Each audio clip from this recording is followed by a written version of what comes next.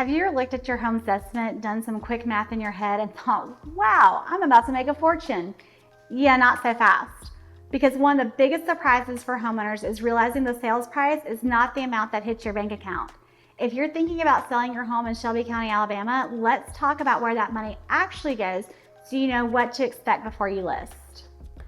I'm Kristen with 3 of a Kind Realty Group at Keller Williams Metro South. I'm glad you're here. One of the most common questions I get from homeowners is how much is it actually going to cost me to sell my house?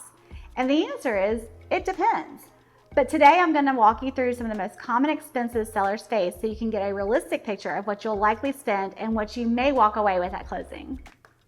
Let's start with the biggest expense most sellers think about first, real estate commissions. Commissions are 100% negotiable, but in many transactions, the seller agrees to compensate both the listing brokerage and the brokerage representing the buyer. The exact amount can vary depending on the property, market conditions, and the services being provided. This is why it's important to have a conversation with your agent about exactly what's included and which strategy makes the most sense for your situation.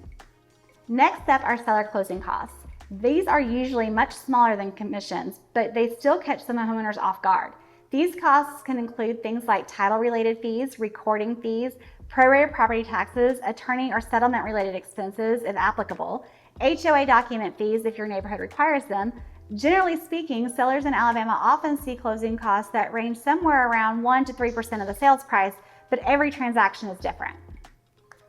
Here's the one that can really vary.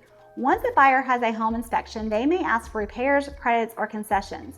Sometimes it's a simple fix. Sometimes it's a roof issue, HVAC concern, plumbing problem, or electric repair.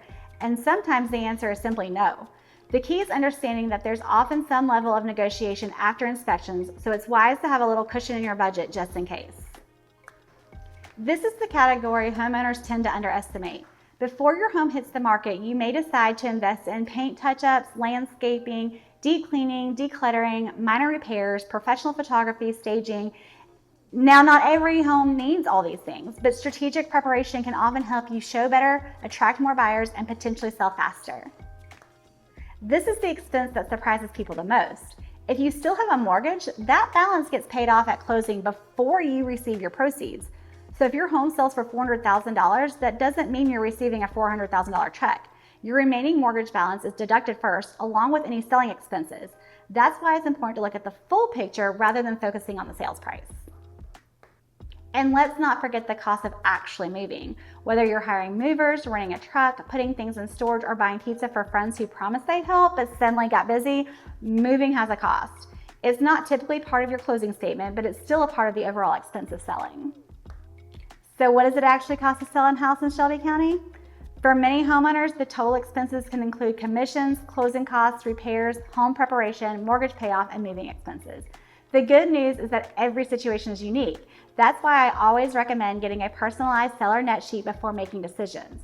A seller net sheet estimates what you could potentially walk away with based on your home's value, your mortgage balance, and expected selling costs. If you're curious about what your home might sell for and what your estimated proceeds could look like, comment the word sell below or reach out directly. I'd be happy to put together a personalized seller net sheet for you so that you can look at real numbers based on your specific situation. If this was helpful, make sure you subscribe so you don't miss the next one. And if you're buying or selling anywhere around Central Alabama, I'm Kristen with 3 of a Kind Realty Group at Keller Williams Metro South, and I'd love to help.